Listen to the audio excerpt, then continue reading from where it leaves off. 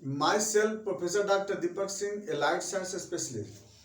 आज एक topic deal कर रहे हैं जो कि कॉम्प्लेक्स डिजॉर्डर है, नियोप्लास्टिक ग्वाइटर या थायराइड ट्यूमर। सबसे पहला, नियोप्लास्टिक ग्वाइटर मतलब क्या हुआ कि जब किसी ऑर्गन में, यहाँ पर तो बात थायराइड ग्लैंड की बात हो रही है ना, थायराइड ग्लैंड में बिना काम का एक्स्ट्रा जब सेल का ग्रोथ हो जाता है तो उस कंडीशन को बोलते हैं नियोप्लासिया बोलते हैं, यानी abnormal purposeless uncoordinated growth of cells in any organs known as neoplasia, या यही मास बनाता है तो इसको हम बोलते हैं ट्यूमर बोलते हैं। तो अब क्या है इसमें कि थायराइड ग्लैंड, जैसा कि आप जानते हैं कि यह इंडोक्राइन ग्लैंड का एक इम्पोर्टेंट ऑर्गन है, लार्जेस्ट ग्लैंड है ये, और ये थायराइड ग्लैंड लैरिंक्स से लेकर ट्रैकिया के बीच होता है। अगर ये थायराइड ग्लैंड का साइज अगर नॉर्मल से जब ज़्यादा हो जाता है, इसी कंडीशन को हम बोलते हैं ग्वाइटर बोलते हैं, यानी इनलार्जमेंट ऑफ थायराइड ग्लैंड। जितना थायराइड ग्लैंड की साइज होनी चाहिए नॉर्मल, उससे ज़्यादा हो जाता है। जैसे ये लैरिंक्स है, ये ट्रैकिया है, ट्रैकिया।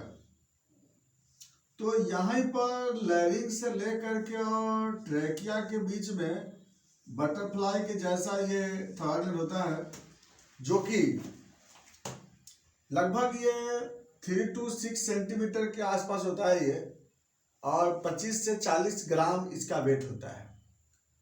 इस थायराइड ग्लैंड में फॉलिकल होते हैं और पाराफॉलिकुलर सेल होता है।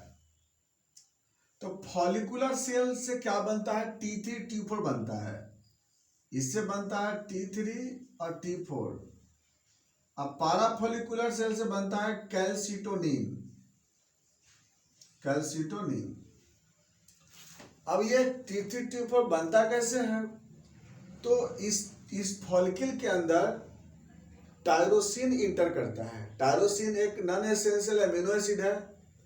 दूसरा, आयोडीन इंटर करता है और इसको स्टिमुलेट करता है। पिट्यूटरी ग्लैंड से वो हार्मोन निकलता है, उसका नाम है TSH। तो TSH इसको स्टिमुलेट करता है, उसकी वजह से यहाँ पर T3 T4 बनता है, और जिसका फंक्शन हमारे पूरे बॉडी में होता है। ये तो हुआ थायराइड ग्लैंड का नॉर्मल फंक्शन। लेकिन अब यहाँ पे क्या हुआ कि इसी सेल में, यही फॉलिकुलर सेल में, जब सेल का नंबर ज्यादा हो जाता है, जरूरत नहीं था सेल का नंबर का, और जब एक्स्ट्रा सेल डिवाइड कर जाता है यहाँ पे, अब इसी डिवाइड होने को बोलते हैं नियोप्लासिया, यानी बिना काम का, कोई काम जरूरत नहीं था वहां पे, और इस कंडीशन में यहाँ पर एक्स्ट्रा सेल ग्रो कर जाता है, इसी को बोलते हैं नियोप्लासिया बोलते हैं, और इसको हम लोग थायराइड ट्यूमर बोलते हैं। थायराइड ग्लैंड का साइज बढ़ जाता है, इसलिए इसको नियोप्लास्टिक ग्वाइटर बोलते हैं। अब ये नियोप्लास्टिक ग्वाइटर दो तरह का होता है। ये जो नियोप्लास्टिक ग्वाइटर होता है, ये दो वैरायटीज के होते हैं। नियोप्लास्टिक ग्वाइटर, नियोप्लास्टिक, ये दो वैरायटीज के होते हैं। एक होता है benign neoplastic goitre, benign neoplastic goitre है ना, और दूसरा होता है malignant neoplastic goitre, malignant neoplastic goitre. देखिए, बेनाइन नियोप्लास्टिक का मतलब क्या होता है कि एक मैच्योर सेल जब एक्स्ट्रा बन जाता है तो उसको बोलते हैं बेनाइन नियोप्लासिया। इसमें क्या होता है ना कि मैच्योर सेल क्या होता है ना, एक्स्ट्रा बन जाता है, यानी एक्स्ट्रा फॉर्मेशन, एक्स्ट्रा डिवीजन या extra synthesis of mature cell known as benign neoplasia. अब मैलिग्नेंट किसको बोलते हैं कि जब immature extra growth of cells, immature, malignant का मतलब ही होता है इमैच्योर, डेंजरस, बिना काम का, उसे कोई काम ही नहीं। तो इमैच्योर सेल जब ग्रो करता है एक्स्ट्रा तो उसको बोलते हैं मैलिग्नेंट नियोप्लासिया, और जब एक्स्ट्रा ग्रो करता है तो उसको बोलते हैं बेनाइन नियोप्लासिया। तो यहाँ पर मैच्योर सेल है, तो मैच्योर सेल है तो क्या होगा कि इसके कारण क्या होगा कि जो ग्लैंड में फॉलिकल का नंबर बढ़ जाएगा, फॉलिकल का नंबर इंक्रीज कर रहा है, तो इस केस में क्या होगा कि T3 T4 का लेवल बढ़ जाएगा, क्योंकि मैच्योर सेल है ना। और इसमें क्या है, इमैच्योर है, इसलिए इसमें T3 T4 का लेवल डिक्रीज कर जाएगा। तो इसीलिए बेनाइन नियोप्लास्टिक ग्वाइटर क्या बोलते हैं, हाइपरथायरॉयडिज्म। T3 T4 बढ़ जाने को क्या बोलते हैं, हाइपरथायरॉयडिज्म, और T3 T4 घट जाने को क्या बोलेंगे, हाइपोथायरॉयडिज्म। तो बेनाइन नियोप्लास्टिक ग्वाइटर क्या बोलते हैं, हाइपरथायरॉयडिज्म नियोप्लास्टिक ग्वाइटर। इसलिए याद रखना होगा, अगर कहीं पूछा जाए तो हाइपरथायरॉयडिज्म नियोप्लास्टिक ग्वाइटर, इसको बोलते हैं क्या, बेनाइन नियोप्लास्टिक ग्वाइटर को बोलते हैं। और हाइपोथायरॉयडिज्म नियोप्लास्टिक ग्वाइटर मैलिग्नेंट को बोलते हैं। तो हाइपरथायरॉयडिज्म नियोप्लास्टिक ग्वाइटर क्या हो गया, बेनाइन नियोप्लास्टिक ग्वाइटर। क्यों, क्योंकि इसमें मैच्योर सेल का नंबर ज्यादा हो जाता है। तो मैच्योर सेल का नंबर ज्यादा होगा तो क्या होगा, T3 T4 का लेवल बढ़ जाएगा। तो इस कंडीशन में डेवलप हो गया हाइपरथायरॉयडिज्म नियोप्लास्टिक ग्वाइटर। और इसमें क्या हो गया कि इमैच्योर सेल बन रहा है, इमैच्योर सेल का फंक्शन होता नहीं है, तो इसके कारण जो ग्वाइटर बनेगा उसको बोलेंगे मैलिग्नेंट हाइपोथायरॉयडिज्म नियोप्लास्टिक ग्वाइटर। तो दोनों समझ में आ गया कि हाइपरथायरॉयडिज्म वाला जो ग्वाइटर होंगे नियोप्लास्टिक वह बेनाइन वाले होंगे, और जो हाइपोथायरॉयडिज्म नियोप्लास्टिक ग्वाइटर होंगे वो मैलिग्नेंट वाले होंगे। चलिए बात करते हैं किसी कारण पे। एग्जैक्ट कॉज तो दोनों में किसी का पता नहीं चलता है, किस वजह से बेनाइन ट्यूमर हुआ, किस वजह से मैलिग्नेंट ट्यूमर हुआ। लेकिन कुछ फैक्टर ऐसा होता है, जैसे ग्रेव्स ग्वाइटर। ग्रेव्स कंडीशन में क्या होता है कि सेल हाइपरट्रोफी हो जाता है, उसके कारण कभी ऐसा कंडीशन डेवलप हो सकता है। Next, iodine deposition. अगर आयोडीन का डिपोजिशन अगर ज़्यादा बढ़ जाता है तो उस कंडीशन में भी ऐसा हो सकता है। Next, repeated injury. अगर बार बार इंजुरी किसी वजह से हो रहा है तब भी ऐसा हो सकता है। Next, radiation effect, pesticide, insecticide, smoking, ये सब कुछ ऐसे फैक्टर हैं जिसके कारण होने की चांसेस हो सकता है इसमें ट्यूमर।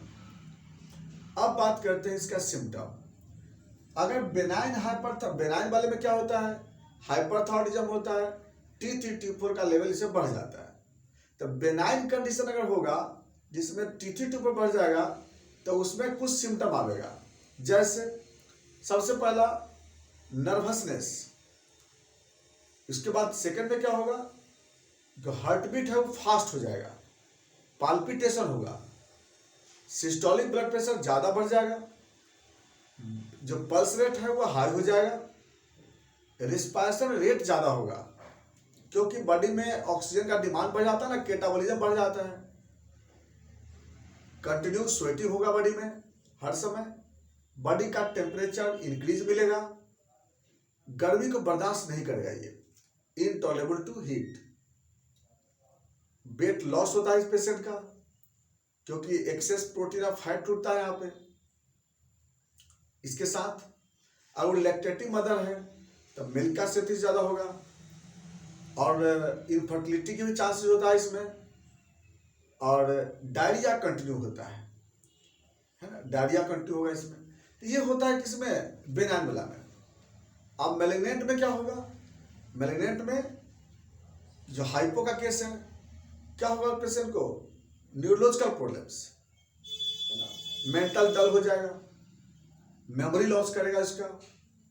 इसके बाद टेस्ट बड कमजोर हो जाएंगे, स्मेल डिक्रीज कर जाएगा, ब्लड प्रेशर लो हो जाएगा, ब्रेडिकार्डिया होगा, पल्स रेट लो हो जाएगी, कॉन्स्टिपेशन होगा, है ना, बॉडी में डिफरेंट ऑर्गन पे ओडिमा डेवलप करेगा, बॉडी का टेम्परेचर लो रहेगा, स्किन ड्राई रहेगा इसमें, और वेट गेन होता है। जेनेटल प्रॉब्लम्स में मेंस्ट्रुएशन डिसऑर्डर होगा, या तो हाइपोमेनोरिया होगा, या फिर स्कैंटी मेंस्ट्रुएशन, या एमेनोरिया, इनफर्टिलिटी। ये सब केस होगा किसमें? मैलिग्नेंट वाले में। अब कुछ इफेक्ट ग्लैंड का होगा। ग्लैंड का इफेक्ट में क्या होगा कि चूंकि ग्लैंड का साइज इंक्रीज रहेगा तो रेस्पिरेशन लेने में दिक्कत होगा, तो डिजनिया होगा पेशेंट को, खाना निगलने में दिक्कत होगा, तो डिस्फेजिया होगा। इसके बाद अगला कुछ क्या होगा, इसमें वॉइस चेंज कर जाएगा, हॉर्सनेस वॉइस होता है इसमें। तो जनरली क्या है कि पेशेंट को ये सब सिम्टम डेवलप मिलता है, दोनों इफेक्ट हुआ आपको हार्मोन के कारण भी और ग्लैंड के बढ़ने के कारण भी। अगर हम बात करें इसका इन्वेस्टिगेशन का, तो कैसे पता लगाएं कि वो बेनाइन है या मैलिग्नेंट है?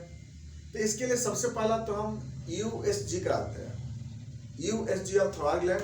लेकिन इससे अब ज़्यादा आइडिया लगेगा नहीं पता चलेगा, क्योंकि इससे तो कंसिस्टेंसी से पता लगा सकते हैं सिर्फ हम, तो आइडिया उतना नहीं लगेगा इसमें। दूसरा क्या कराते हैं हम लोग, सीटी स्कैन ऑफ नेक। इसमें आपको क्या है ना कि इससे आपको अच्छा आइडिया लगेगा कि टिश्यू का नेचर कैसा है, मैलिग्नेंट है या बेनाइन है। इसके बाद कराते हैं लोग बायोप्सी कराते हैं, निडल बायोप्सी, इसके लिए ज़्यादा यह है इंपॉर्टेंस है। एफएनएससी कराते हैं, तो एफएनएससी से आपको टिश्यू का नेचर पता चल जाएगा कि बेनाइन सेल्स है इसमें, मैच्योर सेल है, इमेच्योर सेल है। इतना के बाद हम लोग आयोडीन 131 स्कैनिंग करा के देख लेते हैं, इसमें आयोडीन डिपोजिशन है कितना है, ये भी पता लगा लेते हैं। इसके बाद नेक्स्ट हम लोग क्या करते हैं, इसका T3 T4 का टेस्ट करा के देखते हैं। तो बेनाइन अगर है तो बेनाइन न्यूप्लासिया होगा तो T3 T4 ज़्यादा रहेगा, अब मैलिग्नेंट में T3 T4 कम रहेगा। TSH बेनाइन में डिक्रीज मिलेगा और मैलिग्नेंट में क्या होगा, TSH हाई रहता है। इसके बाद ट्रीटमेंट में सर्जरी के द्वारा हम लोग इसको रिमूव कर देते हैं बेनाइन वाला में। मैलिग्नेंट में फर्स्ट और सेकंड स्टेज को ही हम लोग ट्रीटमेंट कर सकते हैं, बाकी में हम लोग केमोथेरेपी या रेडियोथेरेपी कर सकते हैं। आयोडीन का अमाउंट थोड़ा सा कम करेंगे, यही इसमें मेन ट्रीटमेंट है इसका। बाकी मैनेजमेंट इसका अकॉर्डिंग टू सिम्टम के अनुसार मैनेजमेंट करते हैं। मेडिसिन में इसके लिए हम लोग क्या करते हैं कि आयोडम यूज करते हैं, थायरोडिनम यूज करते हैं, कोनियम यूज करते हैं, फाइटोलाका, ये सब कुछ ऐसे ड्रग्स हैं जिसको यूज करते हैं। बाकी कॉन्स्टिट्यूशन देख करके दवा चलाते हैं। ये था आपका न्यूप्लास्टिक ग्वाइटर।